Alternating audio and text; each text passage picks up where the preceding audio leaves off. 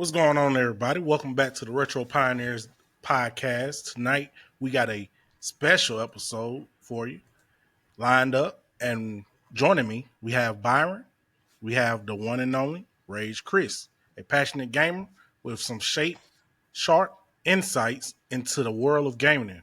We're diving into the evolution of gaming from the classics we grew up and what's shaking it up the industry right now. Let's get started. All right, Chris. Nice to have you on the podcast, man, again, and nice to have you, Byron. I Appreciate it. want to Yeah. I want to Thanks for ask you having some me. things, Chris. Oh, shoot. What's the one game from your childhood that still holds up for you today? For my childhood, it still holds up to me. Let's see. There's actually quite a few, but I think one specifically that I think a lot of people might agree with is Super Mario World. I could go on that game, and even though I played it a long time ago, it's still fun. I have my kids on it too. It's always a family fun night playing Super Mario World. Okay. Nice. When was the last time you played? That's actually a good question because there's so many new Mario games coming out. I actually haven't played that one in a minute. The most recent Mario game I played probably is Mario Wonder, and that one just like takes it to the next level with all the Okay. extra, outfits you can be on. My kids love being Elephant Mario and stuff. They get a crack out of it. Oh, is that one of his new forms, the Elephant Mario? Yeah. Oh, So, nice. one of the So would many you say new you guys ones. are Nintendo faithful in your household? Yeah, I would say. I mean, I have a little bit of a dabble of all the different ones, but I think because that was my first like console, I kind of have like an affinity for that one specifically. Okay. Because I know that before the Xbox and PlayStation rivalry, it was a Nintendo and Sega rivalry, and our household it just happened to be we were Nintendo folks, and I knew Yeah. other friends who were the Sega folks, but it worked out because you would have like those buddies you would go and they would have the games you did and vice versa, so we kind of go to each other's houses and get to play a little bit of Sonic or a little bit of Mario depending on who had what. So are you looking forward to see what Nintendo's going to be doing as their sequel to the Switch, or? Oh yes, I'm salivating from all the rumors and all the next Switch 2 rumors that've been coming since for the last few years here. It seems like that the rumor mills basically said that they have it. It's just a matter of when they hit the button, Switch 2 launch. So I can't wait to see what it is though, because Nintendo's very good at keeping secrets, and then when they do release something, they come out of the box with something you had no idea that would be So coming at you. So I think right now Nintendo is trying to hold back the Switch 2 only because they're trying to eliminate all the piracy that they got going on. They trying to target any and everyone who's pirating their game. And I mean, I get it. You don't want to pirate a game that you know for a fact that's current. Yeah. I get it if the game would never come out or it got delisted. But as far as you bootlegging a game that's not even out yet, that's crazy to me. Yeah. What's your thoughts on that, Chris? Yeah, that's a big no. And you see some of these guys who've been playing those games. I saw, I guess, through different YouTube channels I follow, that there's the one individual got like fined for each time he streamed one of those unreleased games, and Nintendo was like, I think at the end of it was like $5 million. I'm like, oh my god, like that makes me scared. Don't play anything online that's Nintendo because they're gonna come after you. Those Nintendo ninjas are real. So Yeah. yeah, definitely Goodness. watch out with Nintendo because they don't play about their IP. They're trying to be the Disney of video games. So that's my perspective on them. What Okay. about Wild. you? Yeah. Well, let's go back on what's the strongest rumor for the Switch 2? Because I've heard some rumors, but what does the Nintendo community think the Switch 2 is going to be like? How big of a technical upgrade do they think we're going to get? And are we going to get like any new control? Like, are we going to go back to? I mean, I guess controllers have always been motion controlled, right? Mm-hmm. For But are they going Nintendo, to go yeah. back into getting us more motion controlled games? Like, I want Wii Bowling 2025. Like, The right? bowling was fun. That would be It still dope. is fun. Yeah. I think the biggest rumor about like the power of it is that it's gonna be equivalent to, they say, like the PS4 to like a PS4 Pro or maybe like an Xbox One, like that generation, where because Nintendo, they're not about the raw power of it all. They're Yeah. about the experience and the fun of it, which Yeah. that's why they're so successful. Because I feel like the general consensus is that as long as it's fun to play, that's worth playing that game. If it takes too much like of a learning curve, then it gets to you get the fallout from people who aren't really invested in video games that heavily, that are a little bit more on the hardcore side. And I guess see it kind of from both angles and both ends, and I really think that Nintendo is trying to strike a balance, because they do have like some people like us who are a little bit more enthusiasts, and then they have people like I have like my sister who will play a Nintendo Switch but has no idea anything other than that, because it's like, what are you talking about with Helldivers this or PlayStation that? Yeah. Yeah, I try to explain it to them, but they're like, it's like a whole new world. So it's like, I think Nintendo's just finding that balance of where they can fit in, and also with cloud gaming, they're taking a look at that, because I feel like some of their games that were a little too much power drawn, they weren't able to play them natively on their console now, the original Switch. So they're looking at maybe if it doesn't meet that power specifications, how they can bring those extra titles to them, because some people like me, I had to go and get an Xbox because I like to play those AAA title games, or like you said, like the Helldivers on PlayStation or PC that a Nintendo Switch just can't output at all. Yeah. Yeah, that's I've always been a fan of Nintendo, and my last Nintendo console was a Wii. I need to kind of catch up, and I'm excited to see what the Switch 2 is going to be. I just keep wondering, like, when are they? Because I know it's not about power, but I feel like they need to get to a place of where they're still current with power, but they're not chasing the power play like Xbox and Microsoft are. You know what I mean? Like, because you still want it to be something where developers can like achieve the vision they want with their game, but not have it look like it's from the PlayStation 3 era. Of course. And so they're trying to always kind of tread that fine line. I hope they get it just right. Yeah, I really feel like if you do, like, if you look at the Switch, the original Switch, right, and if it, like, I look at the thing where it says, if it ain't broke, don't fix it. Yeah. Right. But at the same time, why release a whole nother console if you're still going to be doing the same thing as the original? So the Switch 2 has to have some type of power driven performance, So if it's either their games, they're going to have high tier games that's coming out for the system, like any upscaled Zelda games or any upscaled Metroid games. But I'm really excited for what's to come with Nintendo. I wasn't never a big, huge fan of Nintendo, but I respect Nintendo for the games that they do have, because they have some fun games, man. And to the point where they have very fun co-op games. Because till this day, you know what the most played game for Nintendo is? Mario Kart, gotta be. Yes. yeah. I was gonna say Mario Kart, definitely. And after that, it's Smash Bros. Yeah. Oh yeah. So it's like Nintendo has a formula that's obviously working, but at the same time, you can't just give us the same thing that we already have now. You got to give us something big, to the point where it's going to make a lot of the doubters believers.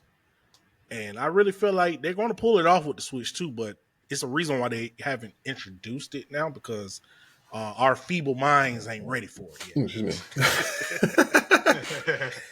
When do you think we'll get an announcement, Chris? When do you think we're getting one? End of the year or next year for an official image, like just a image of the next Switch?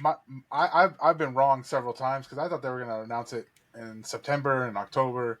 So my next real like guess, I would say, is probably going to be closer to when they release it, because it seems like they like to do those like hot drops now on YouTube. where no one expects it, and then you're like, wait, what? They released our alarm clock this morning. What happened? Why? Yeah, that's So true. That alarm clock came out of nowhere. yeah, so I'm thinking, they're gonna release it like closer. They already stated in a statement to their shareholders it's gonna come out the last quarter, fiscal quarter. So, and they say I think it's in April. So I'm thinking Okay. late February, early March. I don't have like an exact date, but I feel like it's gonna be in that time period. I Okay. mean, I know there's some people who still have faith that this year is the year, but I've kind of lost that hope after September and October didn't happen. I mean, yeah, if they're not planning, if they would like, if they wanted a holiday release, you would be hearing, and the marketing would be full swing. They like YouTubers would be like, I had time with the new Switch last week. Like, they'd be Yeah. all of that. So yeah, it's definitely not coming this year.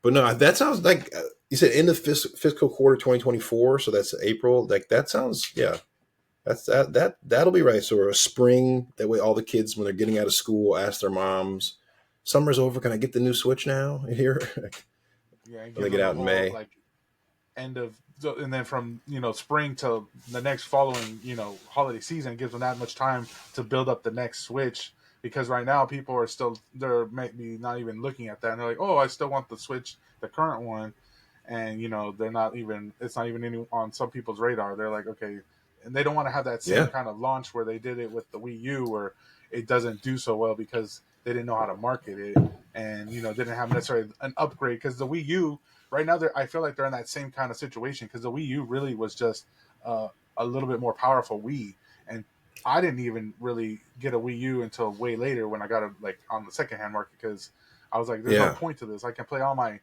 Wii. I can play my not only my Wii games, but it was still from the previous generation from GameCube. So I was like, why even jump to the next one? I could still play all the games that they're basically releasing. Yeah, you're right. That Wii U launch was so weird because the Wii took the world by storm. Like everyone had one. Like my mom had a Wii.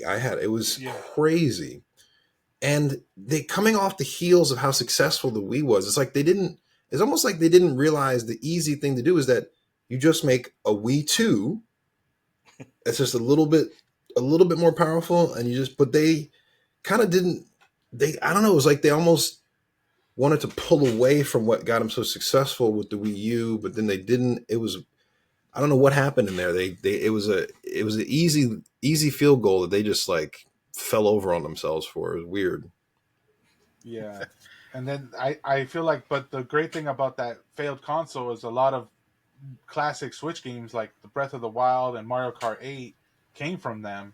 So it was Yeah. like a beautiful disaster for us on the Switch side because of that. But on that flip side of that, though, I'm hoping that they are done with their remasters and remakes, because I feel like that's all they've been doing mostly. And I know they probably aren't, because people eat it up. I'm included in it, but I like seeing like the Mario Wonder and like some of these newer Yeah. video games that they come out with, because we're from a generation where we're used to getting newer IPs or newer storylines, instead of it right now it's almost like it's a remaster on everything. Like there's not a game that even games that aren't even that old, like there maybe a PlayStation 4 game, they're like, oh well, let's remaster it to PS5, or and it's like, well, you could still play it and it's not that much of a difference graphically. It's Yeah. very minimal. That's like the Horizon remaster that just happened. Oh yeah, that's a good example. Horizon Zero Dawn had that $10 upgrade if you want it for the fully remastered PS5 version, and the game still looks great. It didn't look bad before. No, yeah. Yeah. So I didn't really understand the upgrade. I mean, I get it. You want to make people feel like their dollars are going somewhere. But at the same time, it's like, don't pull me by the leg and tell me I'm getting a PS5 exclusive when this was a PS4 port. Mm-hmm. So it's just to the point where if you're going to release, this is my honest opinion, right? If you're going to release multiple titles under the same name, don't do it under the same generation of console. Horizon Zero Dawn should have been just for PS4, right? The next one should have just been directly for PS5. We can wait. I mean, every generation of consoles has a 5-year span, right?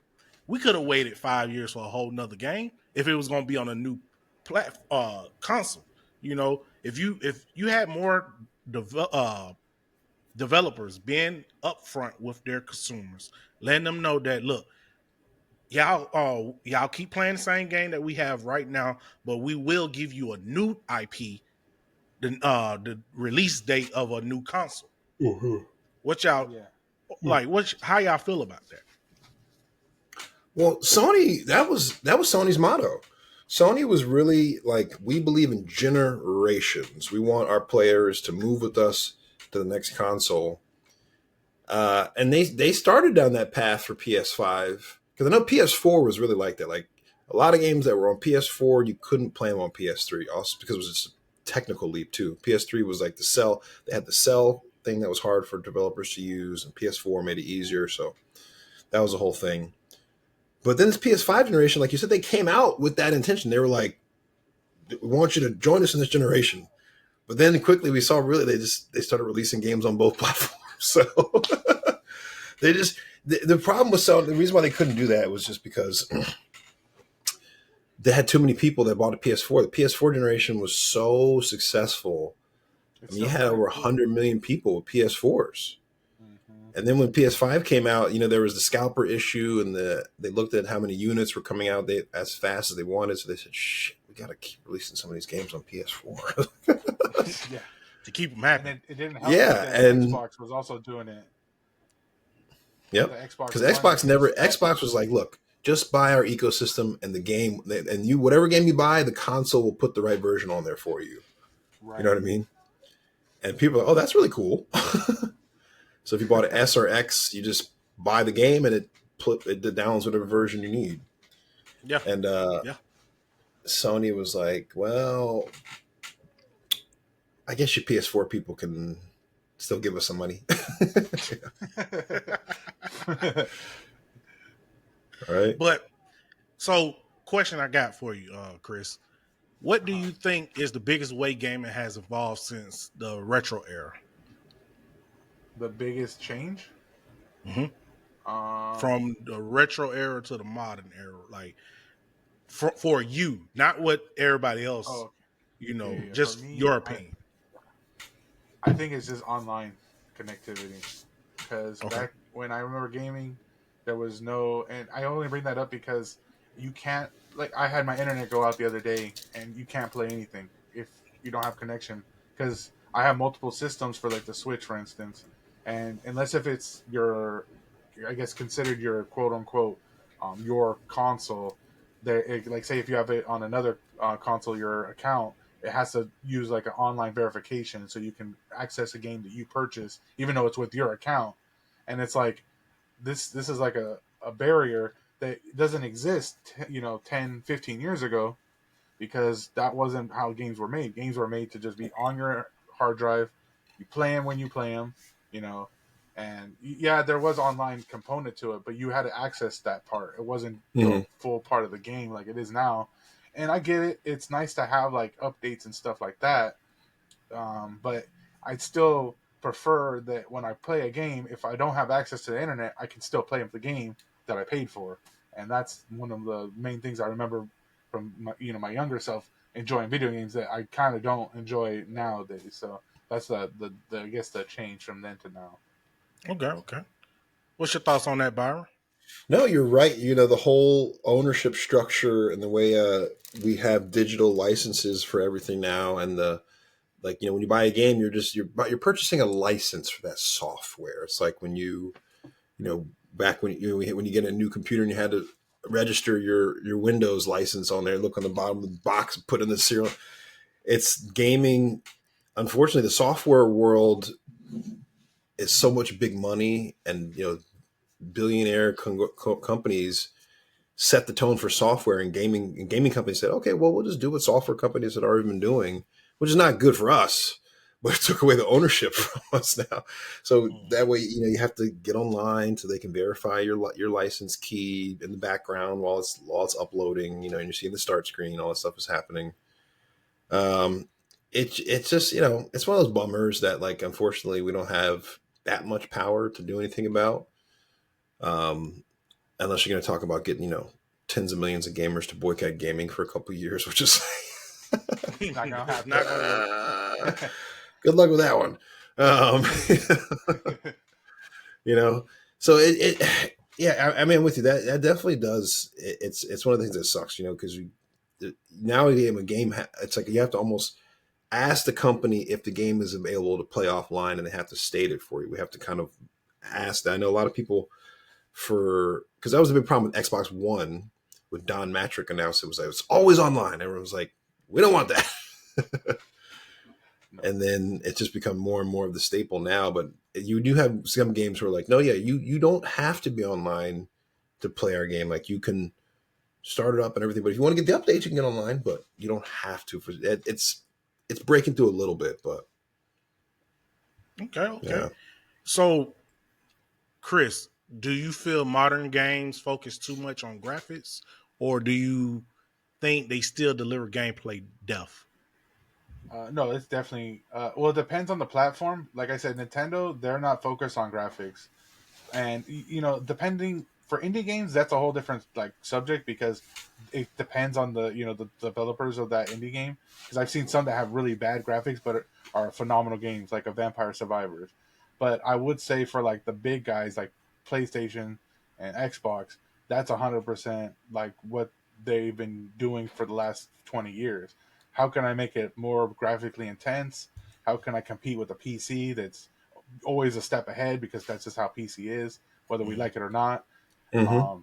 And so, but we're seeing now them trying to like with Xbox, they kind of recognize that that's not going to be a good move moving forward, especially with cloud gaming. It's not possible because the high fidelity on cloud gaming is really relying on internet connection, and unless if you are fortunate enough to live in an area with great internet, which not everyone is, it's not a good option for you. And Sony, they seem to just fully go into that mode. You see that with the PS5 Pro, where they're like, I don't care if no one buys this thing, I'm putting it out there. We're putting out the best, hottest console. We're going to try to be the most graphic console that you can buy right now. And so Yeah. they seem to have went all in on that, which is great for people who are really big fans of PlayStation. I'm happy for you that you got that console. But if you really want to have that and that's your MO, come join the PC side because you can do way better, and you'll always be a step ahead. So that's just my thoughts on that. Yeah. Okay. Sony, it's so interesting because Sony it's kind of like they've almost painted themselves into the corner where like that's the only thing they can do because they've built up so much market share. They're like, so many people have a PlayStation, and they've had PlayStations since PlayStation 2. So many people. It's like, the name Band-Aid became synonymous with those adhesive bandages, even though that's a brand, right? Mm-hmm. So Sony just relies on the fact that they know that there's always going to get people to think about, oh, gaming, Sony, console, Sony. Should I get my nephew a Sony? I guess I should get him a Sony. Like, Mm-hmm. they have built up so much brand equity. It's crazy. Mhm. Definitely. So, do do you guys think today's gaming focus more on competition or collaborations? As far as like the developers or like the game people in the games.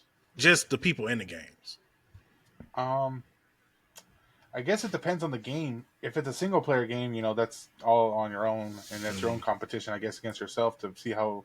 I mean, if you're a speedrunner, you're gonna do that for the time of it. But if you're just someone who's a casual player, but if you're like in the competitive scene, I've seen like with Call of Duty and Fortnite, it seems like that scene's consistent, where you always see like there's tournaments and stuff like that. So, I mean, I guess it just depends on like your play style. If you're more of a fast paced like shooter type of person, or if you're more of like a slow paced open world type of person, or you're like me, I kind of consider myself a little bit of both. It just depends like on the mood or like with the game I'm currently on. Because I generally like playing multiplayer games just because of the more community aspect of it. Like Mm-hmm. with the small group of family I play with, I like to get on and kind of like catch up with them, but also get to play some games.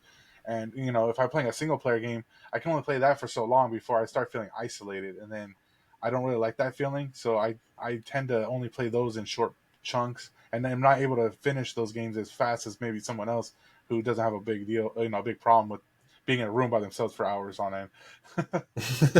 Yeah. What are you playing with family right now?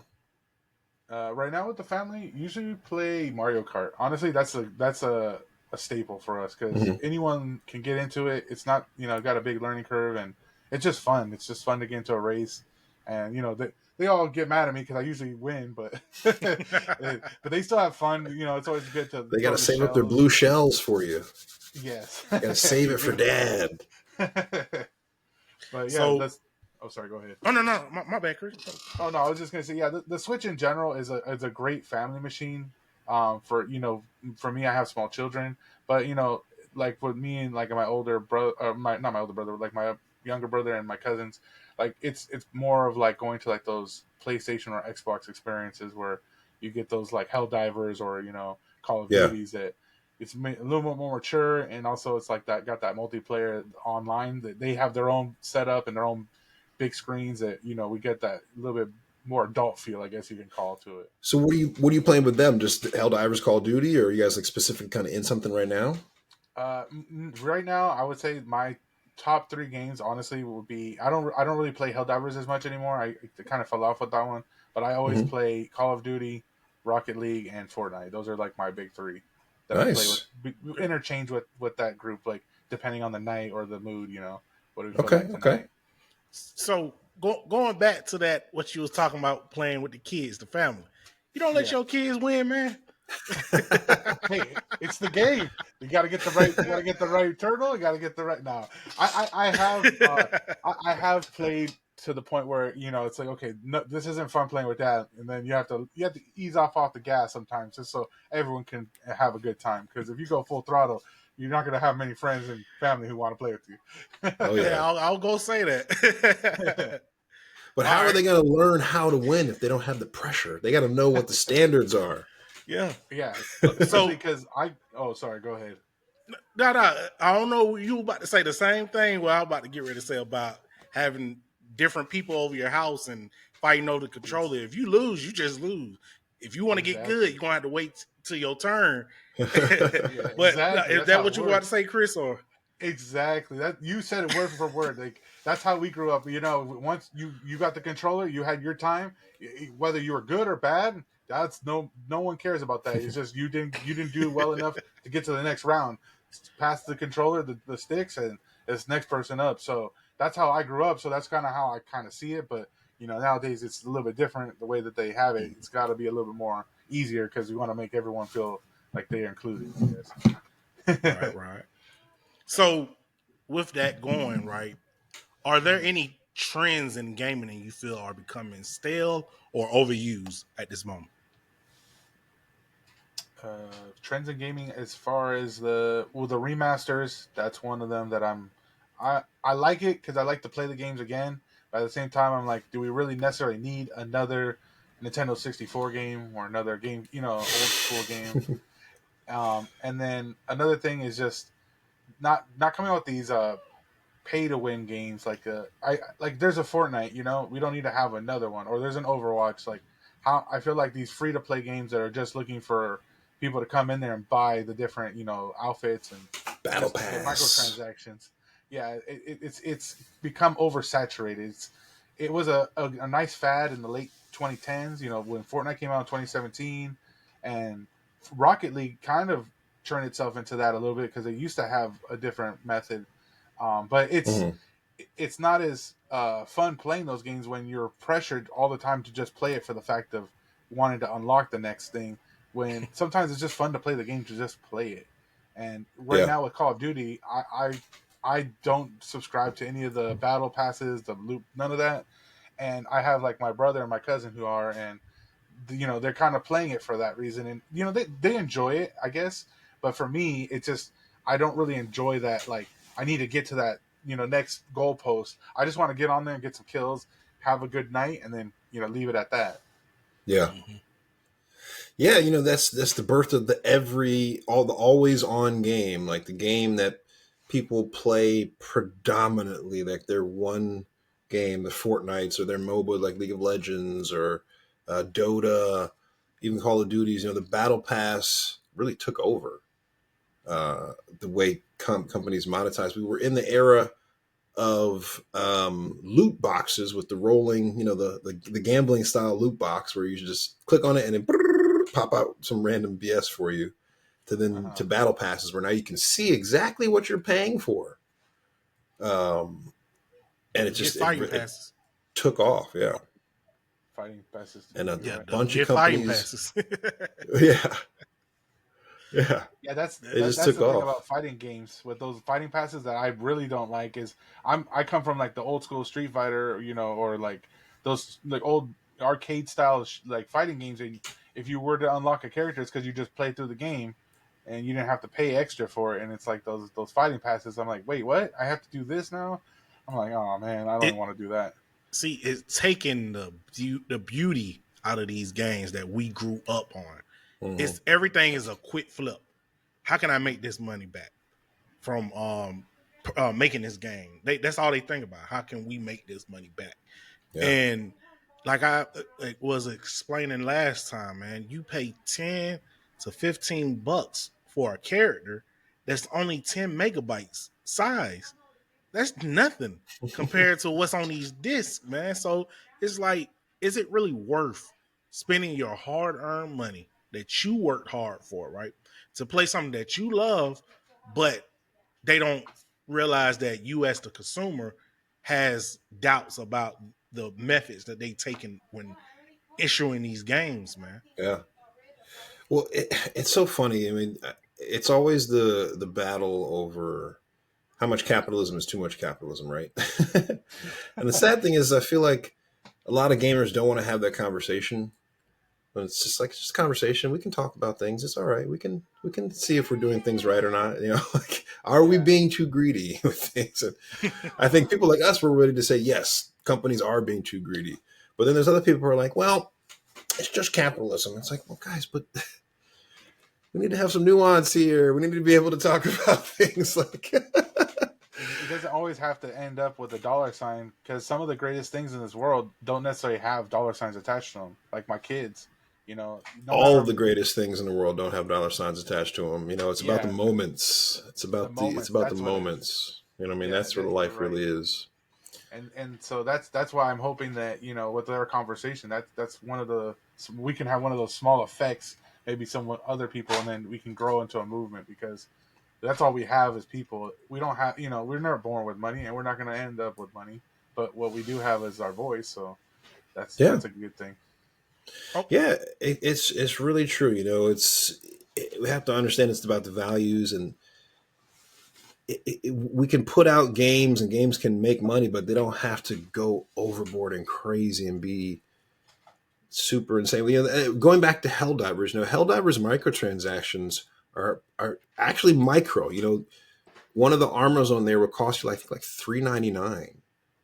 Because if you go and buy their dollar packs, like $5 and 10 and like normal standard packages. But if you get the $5 one, you can get a couple of good things in there. It's not like you buy the $5 and like, shit, I should have bought the 10 because I don't have enough coin left. Because some of the games, they kind of stick you where things are right on that line where if you bought the $5 pack, you don't have enough. You should have bought the $10 pack because things are like $7. It's like, Yes, exactly. And I think that's why Helldivers was actually a lot more successful for even having microtransactions, because they did it in a way that was more tactful. Like, it's not saying that you can't have them, but maybe put them in a way where it's not affecting the gameplay. Yeah. It's just enough to entice the people who do want that extra additional content and maybe are willing to spend it, but not go overboard where it's like, oh, just give me your credit card. Yeah.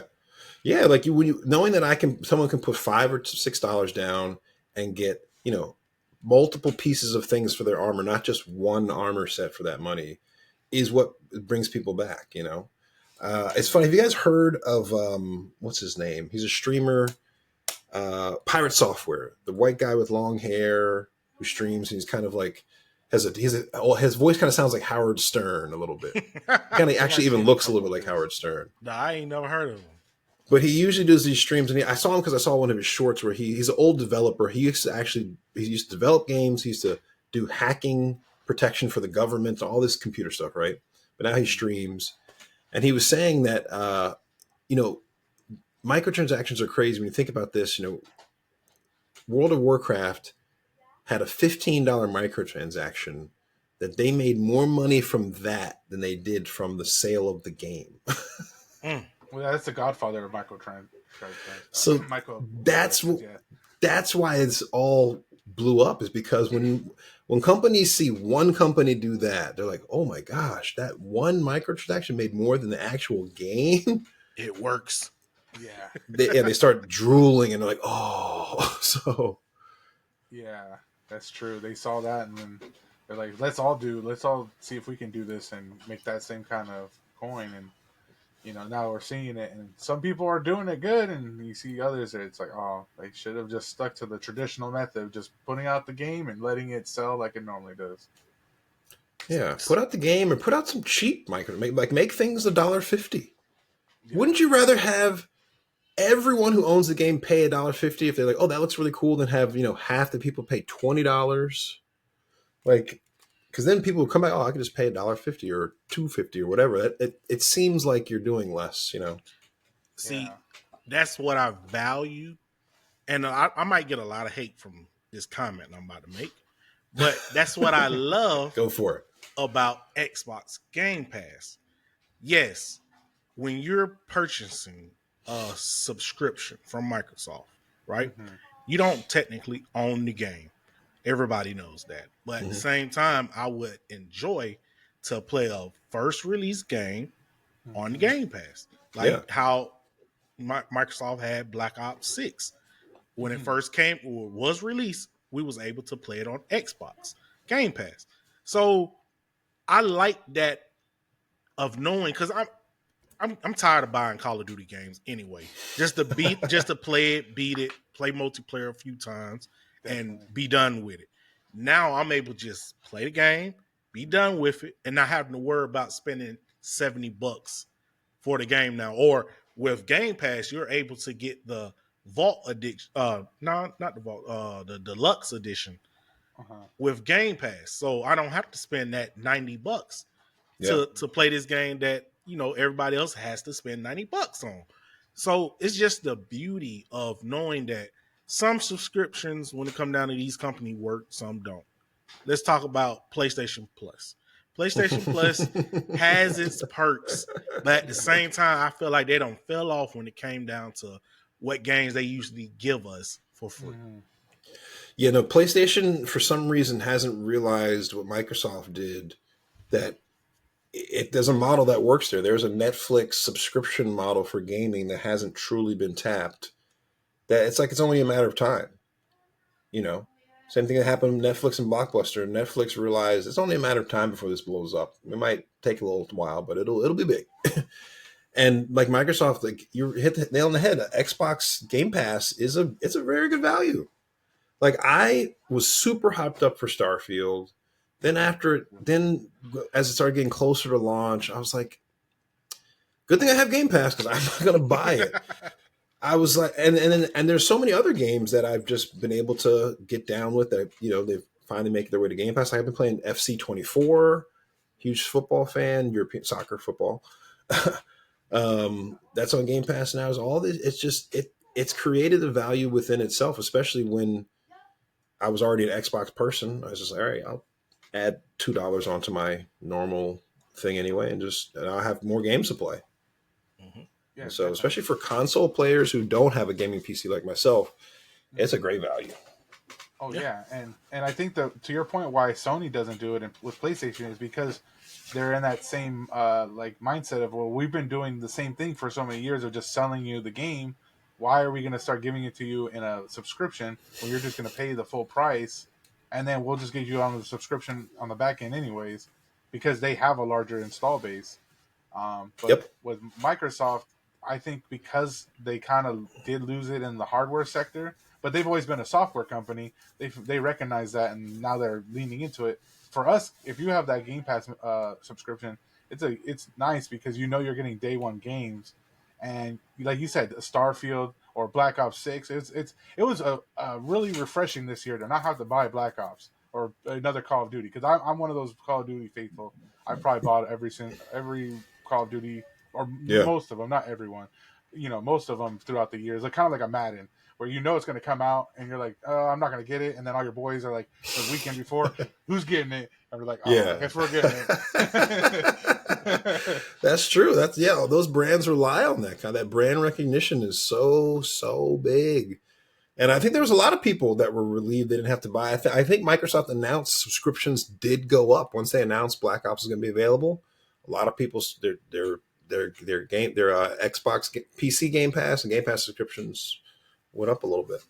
Yeah, so like technically right now, I don't actually pay for the ultimate Game Pass. I pay for the PC Game Pass, which is I Oh, think that's good. $11.99. That's perfect. So I'm able to get whatever the $19.99 one offers, but it just I can't play every game because every game don't work on PC. Yeah, But I feel Good like majority. for $11.99, that's not a bad deal. that's You know, perfect. of standing of instead of me paying $19.99. Now it's different if I had the PC and the console.